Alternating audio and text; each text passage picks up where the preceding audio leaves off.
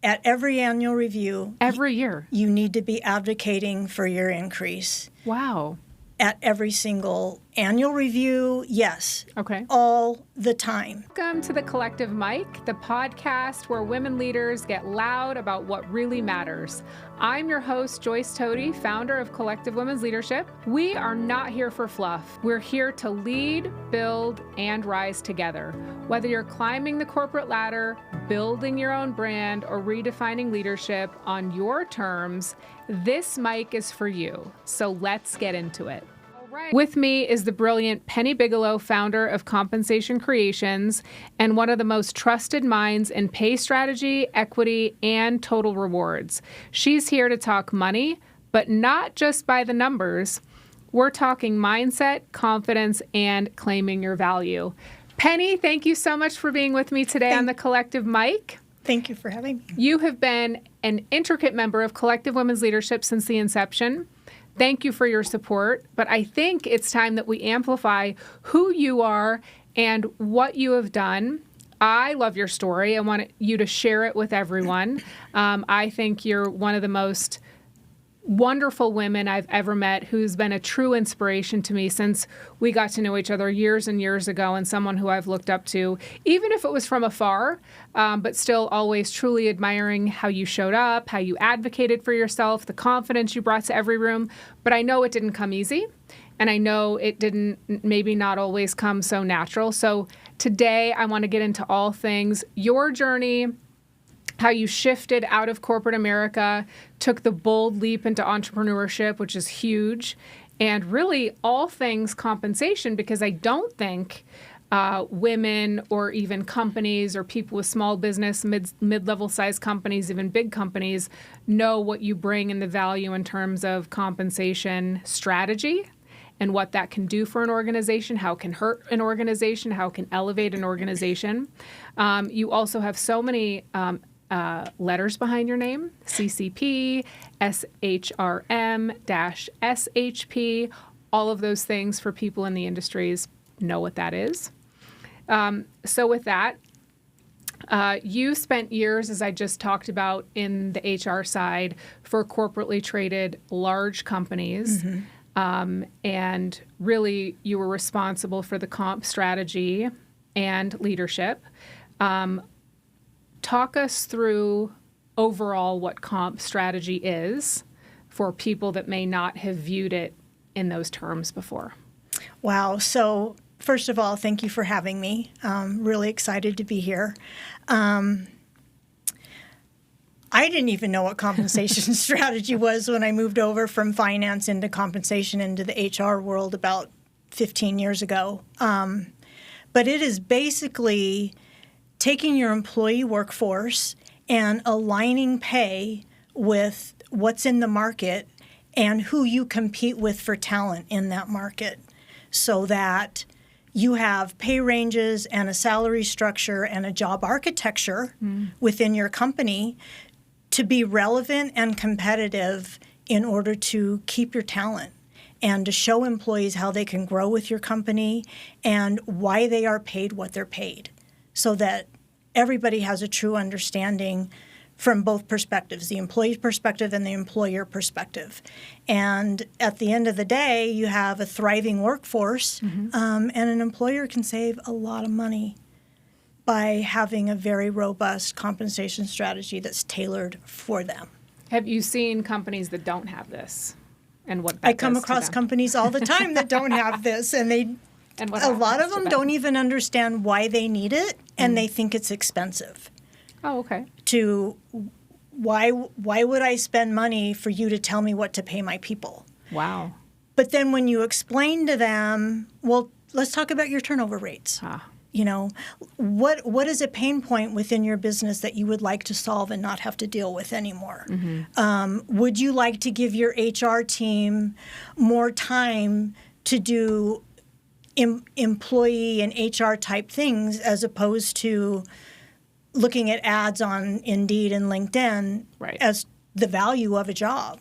Let's develop a strategy for you and get that turnover reduced I mean, the cost of a comp strategy for a small and medium-sized business is literally about the cost of one employee leaving the company. Wow. Because employee huge. turnover is about 1.5 times an employee's base salary is what's walking out the door when they decide to go somewhere else. That's huge. It's a lot. And that could make or break a small or Yes. mid-level size company Yes. very quickly. Right. The turn. Very, very much so. And, once you build your foundation, you can revisit it annually, biannually. You can really get strategic about your compensation dollars, your budget, and be mindful and stay on point every year with that budget strategy and where your compensation goes. I mean, compensation is the biggest line item on a P&L. Absolutely. So you have to manage it accordingly. Right. You spent years in the HR world. You then decided to start your own firm, I did. which I am so proud of you. Thank you. You and I knew each other in corporate America. Yes. For a very large publicly traded gaming company. And you stepped out and created Compensation Creations.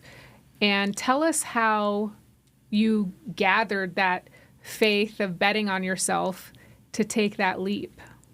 Well, about 2 years ago when I left corporate America, I was at a real crossroads.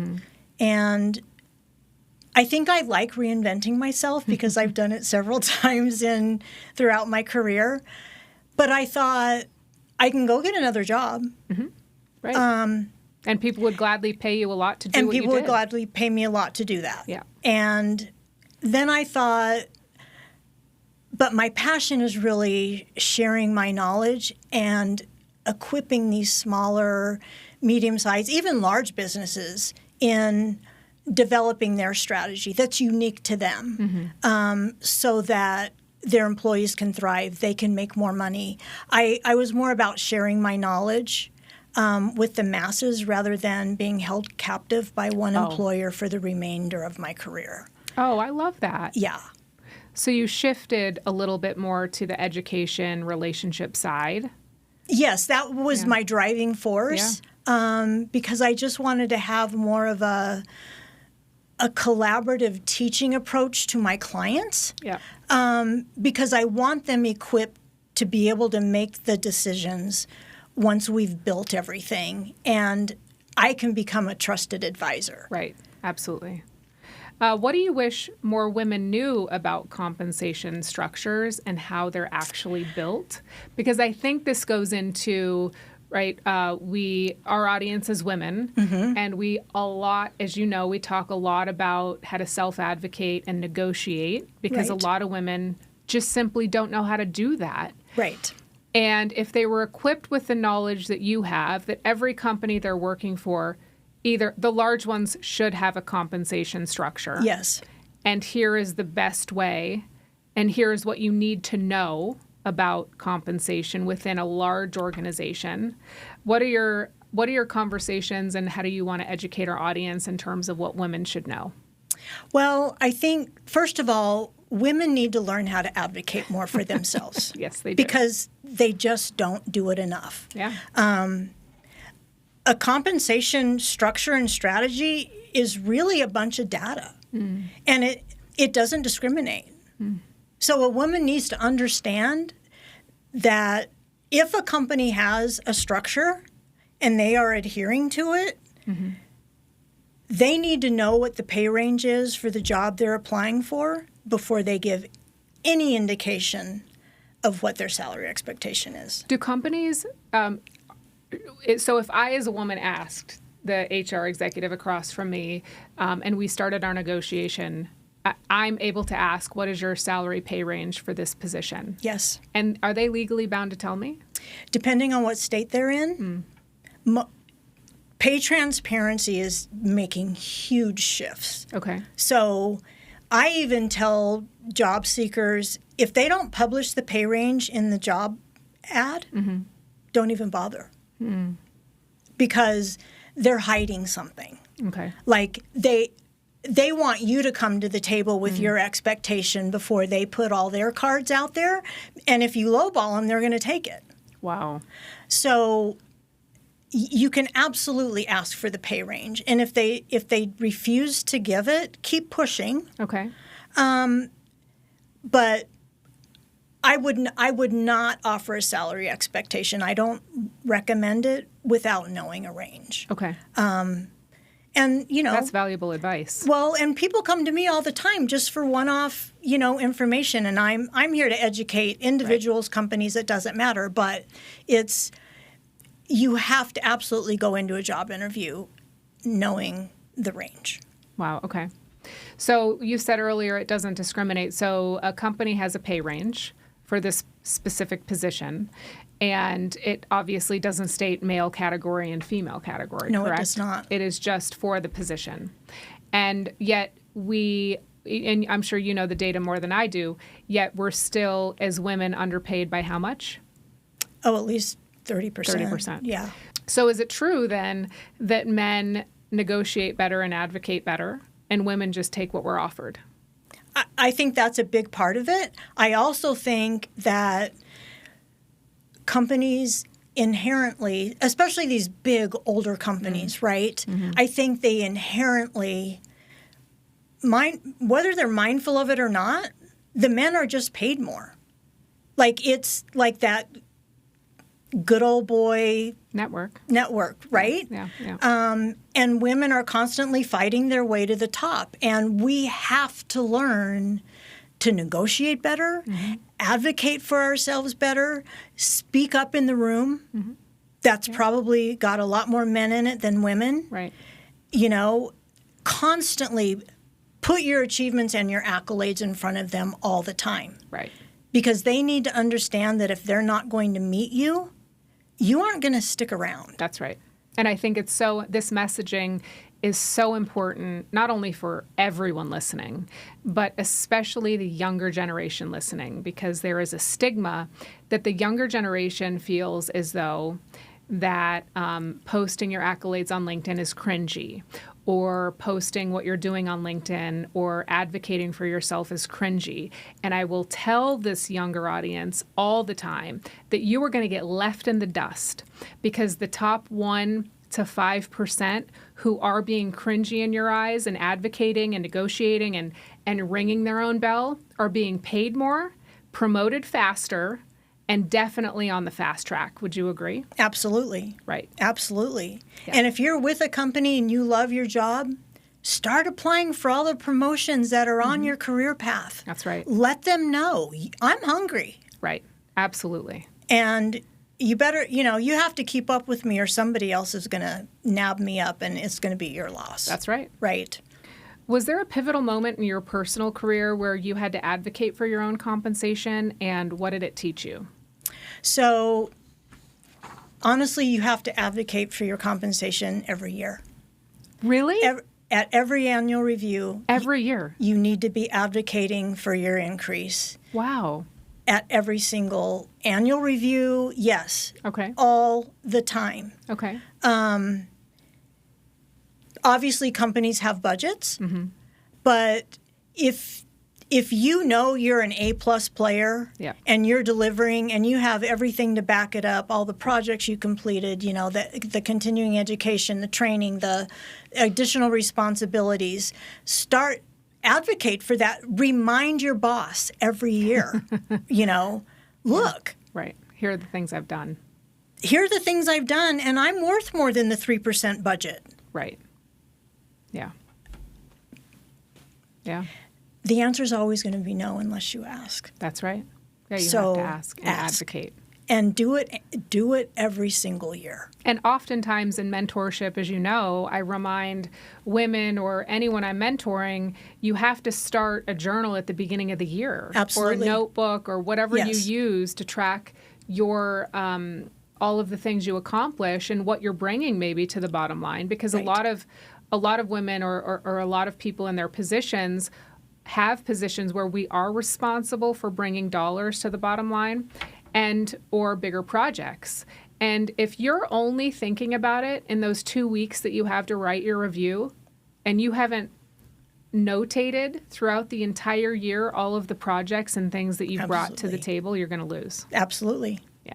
I mean, put a folder on your computer and start putting things in there. Every day, every week, every time month. something occurs, no matter how big or small. That's right. I don't care if you have to take a photo of a card that a Absolutely. employee or a client, That's right. sent you. Do it. Like everything counts. Yeah.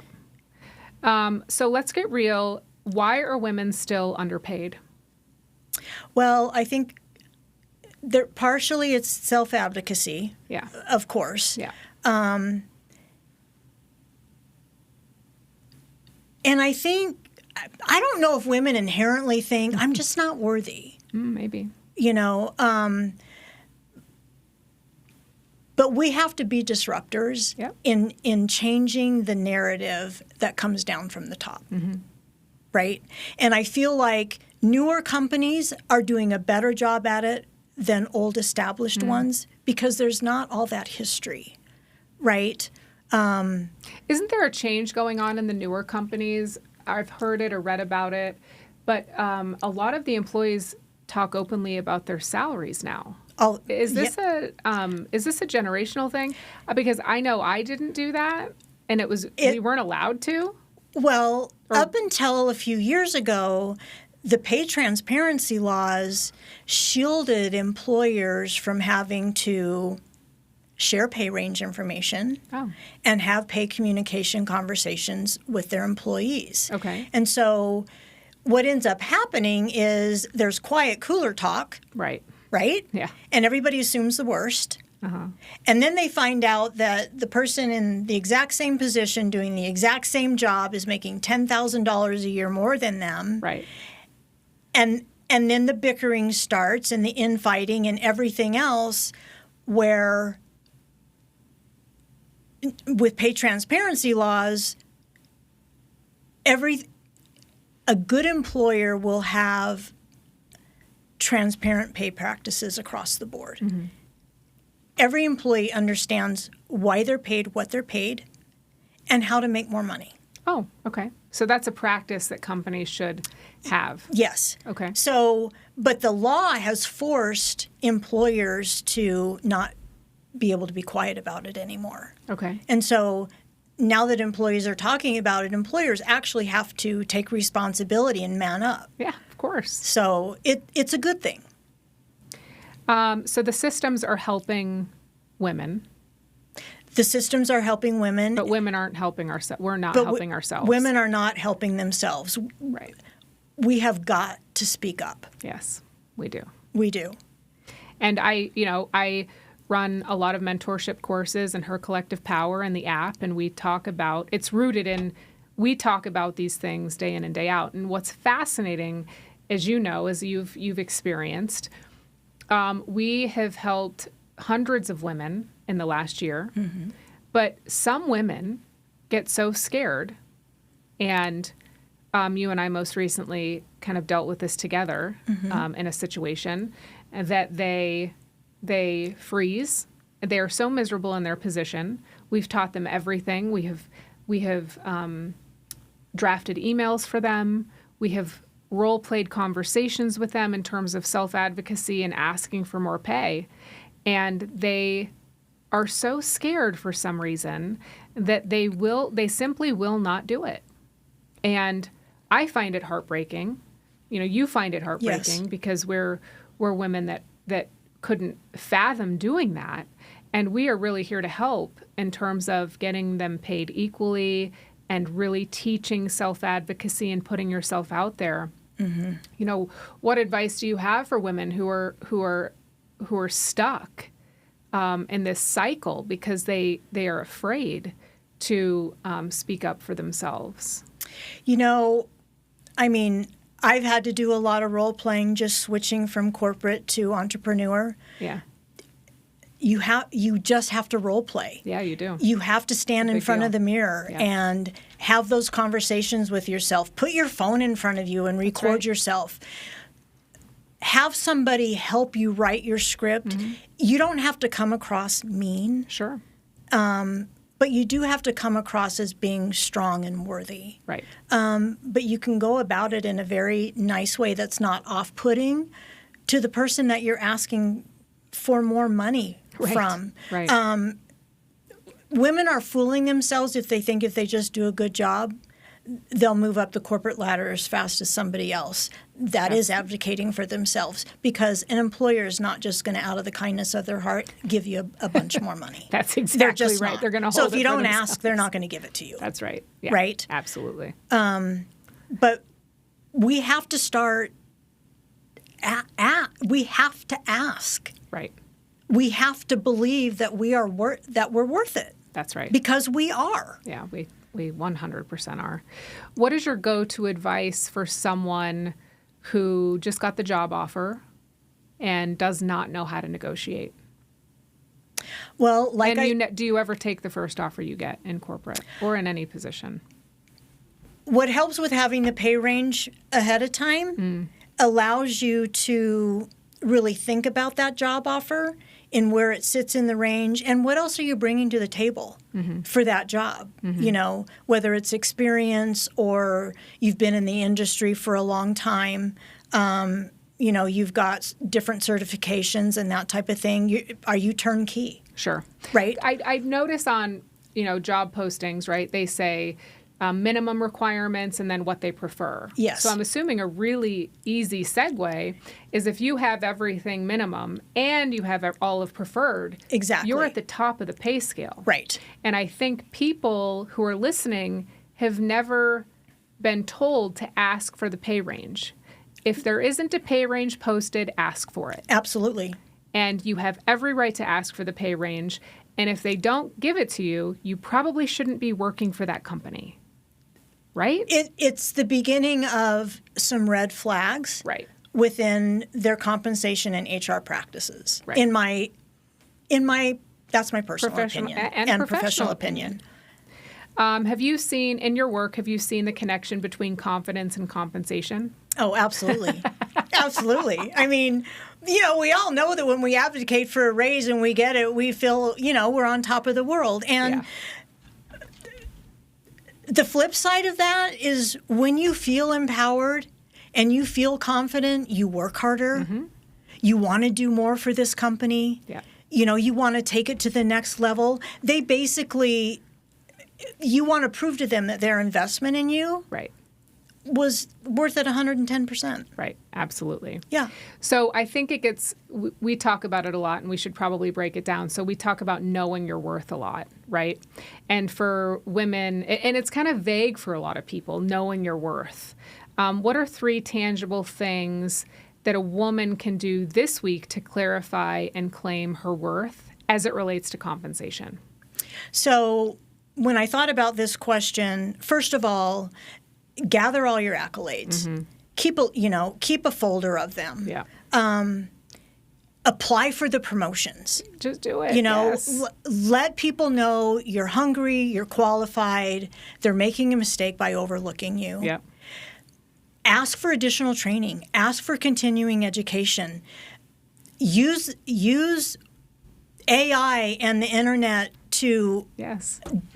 devour the knowledge in your industry so that you can walk into meetings with credible ideas Right. and you begin to be seen as the leader, Right. and the person that provokes deep thought and solves problems and that type of thing. They start seeing you in a different light just by doing those few things. Disrupting systems. Absolutely. Absolutely. Don't be afraid to raise your hand. That's right. Yeah. And AI is such a powerful tool to give us the thought-provoking knowledge. Right. But then we have to ultimately become the executors. Of course. And we have to be the one. The AI is not going to walk into the room for you and ask for a raise. Exactly. Right? That's AI right. is going to give you a hell of a script and practice that script 100 times in your phone if you have to.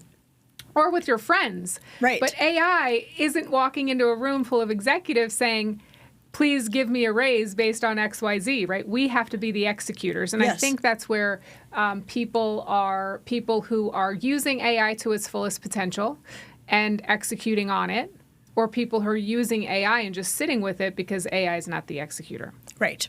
So I think that's Execution is scary, but That's right. all of our most uncomfortable moments have given us our most growth. Always. So, Yep. Always. So behind the business of compensation creations, I definitely want people to get to know kind of your strategy. A lot of women who listen, have their own businesses, are thinking about starting a new business, work for small businesses or very large corporations. And maybe they're looking internally and they're an executive and they're like, we don't have a compensation person that helps us because they've had such growth, maybe, or they've had such, robust influence, and they never thought that they needed to think about this. So what kind of clients or companies come to you, and what are their biggest mistakes they're making? Okay. So most of my clients are small and medium-sized businesses and nonprofits as well. I'm really building on the nonprofit side, which I love. Brilliant. But really, it's small and medium-sized businesses first of all, they don't understand that they need a comp strategy, and then they think they can't afford it or they can't get it. And so they don't understand that a consultant like me can give them everything that a 3,000 employee company has. Okay. Just by breaking everything down, figuring out their niche, who they compete with for pay, and what their business goals are. And then I get to go play with all the data and then come back and figure out all the people-centric outcomes that are going to make the company better and the employees thrive. Have you, because you're a newer business, what, a year? 2 years. 2 years. So what's been a really great success story from maybe a company that you've worked with that didn't know they needed you?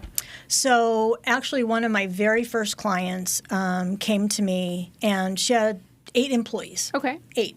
Great. She, Small. and she knew that she was probably not paying to market, but she didn't know what to offer. Right. So we did a comp strategy for her, and during that whole process, she actually acquired another business and added 25 employees. Wow. To her roster. And so we basically, it blew up. Right. Like in her mind, everything just blew up. But she felt very good about it because we were already building a structure for a different pillar in her business. Good. So that has turned out to be not just to watch their growth has just, it's been really rewarding for me. And when people have a true compensation plan, you're saying, and you've said in your work and your data, that the turnover almost takes care of itself from a compensation standpoint. Right. From a compensation standpoint, once you get your structure built, then you start having conversations with these business owners about let's talk about some of your HR practices. And let's talk about employee engagement. And let's build career paths so that your employees can actually see the path to promotion. Right. Because you want an employee to have the vision of how they're going to grow and stay with this business, right? Right.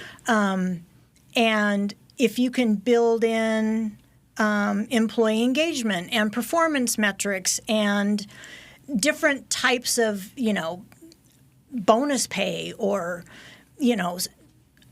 things like that, then it's, yes, the whole turnover thing, it really quiets down. Right, which is important. That's the number one issue that companies face. Right. That's the most expensive. Right. Is employee turn. And small businesses don't understand who they're competing with for pay. Okay. That's an interesting point. So without a strategy, they're throwing numbers out there, but they don't know how they got the number. But you have to be marketing your pay ranges with who you compete with, right? Yeah. So. Oh, that's important. And it doesn't matter whether the competition is in Vegas or Miami. It really doesn't matter. I didn't even think of it that way. It's, when you think about industry specific, you want to start big and then bring it in. Okay. Right? When you're developing that tailor-made compensation strategy. Yeah. I mean, because with a remote workforce. Sure. Right. Oh, yeah. Important. Yeah. I didn't even think about that. Yeah. I love the name Compensation Creations. So how did you come up with that? And how did you become a disruptor within the market where I don't even feel like you have any competition because I feel as though it's such a tailored approach and relationship approach and real life approach that you give. So what sets you apart from maybe others doing what you're doing? So I love data. I could live in data all day long. But what I love is the people-centric outcomes that compensation provides to businesses and employees. And I want to stay boutique and individualized with my clients because to me it's a journey that once a foundation is laid and built, we build on it year after year.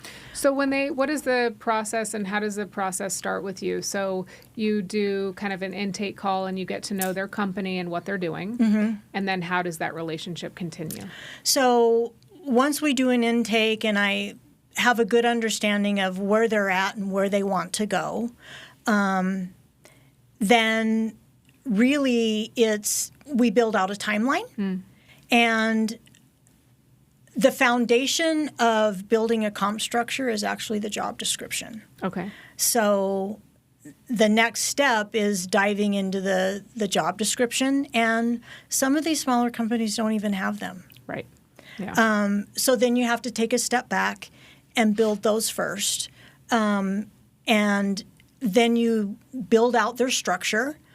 And once you have all the incumbent employees taken care of, then in subsequent projects, you can build out career paths and job architectures and that type of thing. And then I can help them in their next budget increase cycle. Okay, what's your budget percentage? It's 5%. Okay, now that we have the pay ranges and where everybody sits within their range, let's come up with a thoughtful, intensive way to reward everyone accordingly to performance and where they are in their range. So it's staying intentional, but it's staying within budget too. I mean, I've had companies that were paying so far under range that it's going to take a couple of years to get their employees caught up. Oh, wow. Oh, I didn't. Okay, I've never thought of that before. But, well, if they're so far below range with everybody, you can't. There's no way a business could just shell out $1 million to catch everybody up. Right. And then it's a recurring expense, right? Right. So we figure out ways that we can benchmark those increases through performance, and we have those transparent pay conversations with the employee. It's like, look, I know I've fallen behind. Yeah. But we're going to get you there. Okay. And this is how we're going to do it. And this is what I need from you in order for you to show me that I want to invest more in you. Right. What's one myth about compensation that we can retire today? Oh, let's retire the fact that compensation is expensive. I mean, having a strategy is not expensive. Right. Not having a strategy is causing your HR team to work harder. The employee turnover and the constant retraining and the disruption that it causes within teams, that's where it's costing you more money. It's not just the dollar, it's everything else. But, I mean, like I said earlier, a good compensation strategy is probably costs less than one employee walking out the door. That's right. I wish companies would figure that out. Right. Because you have a big revolving door and major issues. Yep. And then the poor people holding the company together just get so burned out that that could cost a small to medium sized company to go bankrupt or go out of business. Absolutely. And in what, a year? Yeah. And less. Another myth is ask for the range. Yes, please You ask know, for the range. Yeah, just ask for the range. I think that's a huge takeaway from today's conversation. Yes. I think that anyone who doesn't have your pay range, ask for it, especially if you're working for a company and you think you might be underpaid. Ask for the pay range for your position. And if you are looking for another position, always ask for it. Absolutely. Yeah. That's huge. If you've internally applied for a position and they are interviewing you, they have to give you the pay range. Oh, internally as well. Okay. Yep. Great. Yep. Huge takeaways. Yeah. All right. Let's get personal now. One word to describe your leadership style. Oh, I would say collaborative and educational. Okay. Two words is fine. Yep. Most empowering outfit in your closet, because as women, we also talk about a huge piece of executive presence and advocation. Sure. Is how we present ourselves. Absolutely. It's a huge deal. I would have to go with my red blazer. Love that, of course. Let's see. A book every woman should read about money or leadership. Oh, gosh. I had a couple.